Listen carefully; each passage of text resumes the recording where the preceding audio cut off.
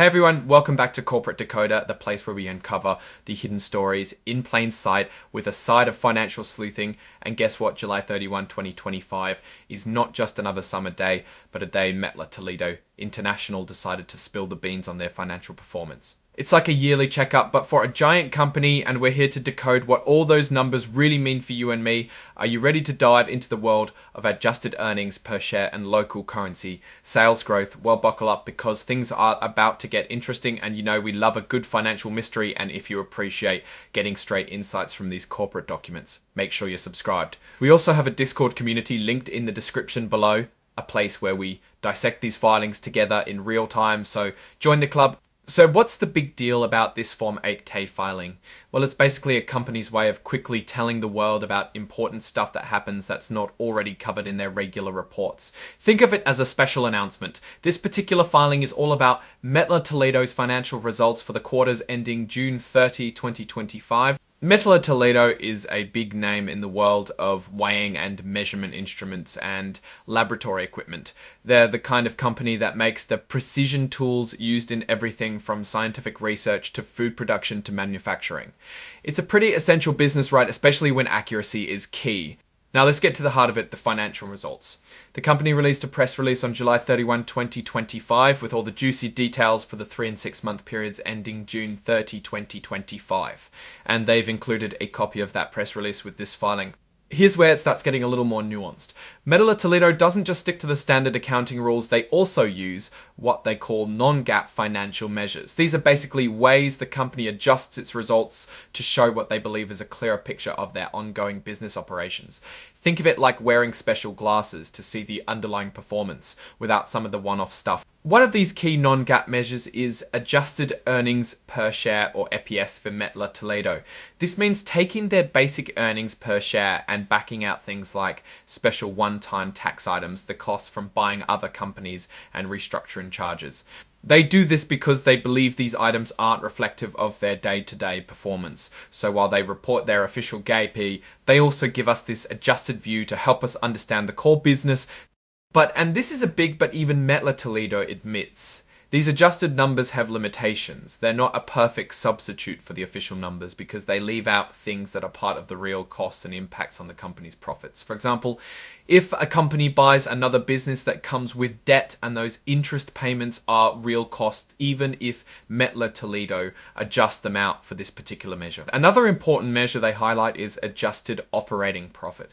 This is essentially their profit before things like amortization, interest expenses, restructuring penalties, and taxes. They consider this important because it helps compare their performance to other companies that might have different levels of debt or pay different taxes. It's about trying to level the playing field for comparison. Now, look at this. They explicitly state that excluding amortization expense has material limitations. Amortization is the cost of using up intangible things like patents or brand names over time. It's a real cost of business, and excluding it makes the profit number look better, but it's not the whole story. And get this, they also exclude interest expense. They admit that borrowing money and paying interest is a necessary part of how they operate and grow. So when they adjust this out, they're painting a picture that might not fully reflect the financial reality of running the company with its debt obligations. Then there's adjusted free cash flow. This is a measure of how much cash the company has left over after its operating costs and investments. A key part of this is adjusting out cash used for restructuring or acquisition payments. They use this to understand the cash generated by their ongoing operations. Here's another interesting point about their adjusted free cash flow. They include money from selling off equipment, while the standard accounting rules don't count that as part of operating cash flow. This again is an adjustment that might make their cash flow picture look different than what the standard rules would show. Finally, we have local currency sales growth. This measure strips out the impact of currency exchange rate. Changes essentially they want to show how much their sales are growing based purely on the volume and price of their products in the local markets without the ups and downs of currency values. And you guessed it, they acknowledge that not including currency fluctuations also has material limitations. Currency movements are a real factor in international business, and ignoring them gives an incomplete picture. The company is actually quite clear that investors should look at both their official US GAAP numbers and these adjusted non-GAAP measures together to get a full understanding. It's like looking at a photo and then reading the caption to get the full context.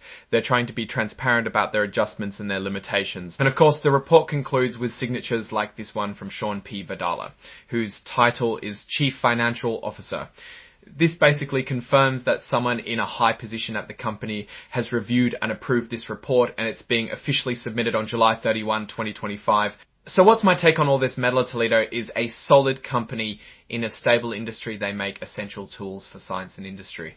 However, what's truly fascinating here is their emphasis on non-GAAP measures. While these can offer useful insights into core operations by stripping out temporary noise, they also come with significant caveats.